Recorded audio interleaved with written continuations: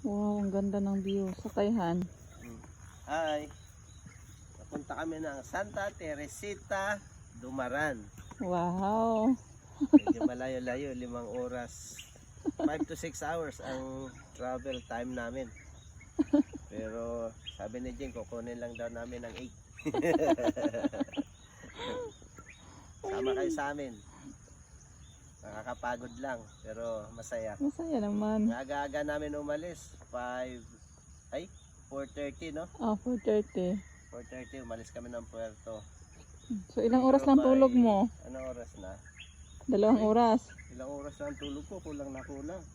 Ang ganda ng viewhan, oh. Oo, maganda talaga rito. Ang ganda ng view. Sa Palawan. Oo, Tignan mo naman, ang dami-dami pang puno.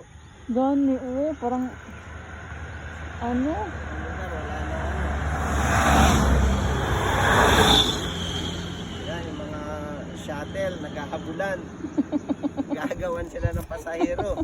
Ba't hindi ka pinasakay? Kaya nga, oh, ang helmet ko, puno na ng mga ano, hayop-hayop.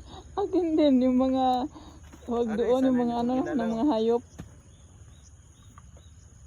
Ang dami nga, aroy. Damor yan siya magkalat. Kaya nga, nagkalat. Alam mo ang trick dito? Hindi mo nakita. Yung hamog ng halaman. Ha? Yung hamog ng halaman. Hindi, okay lang yan. Hindi, pagka yung hamog ng halaman, hindi masyadong makintab. Ay, ganun? Oo, Oh, wow. Bagong ano yun ah. bago yun. Wow, mga riders, may tips si Sir Hob.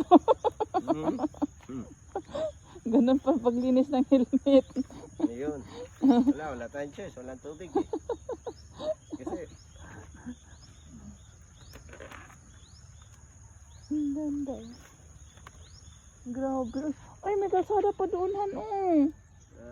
Ayun, oh, papuntang falls. Ayun, ayun.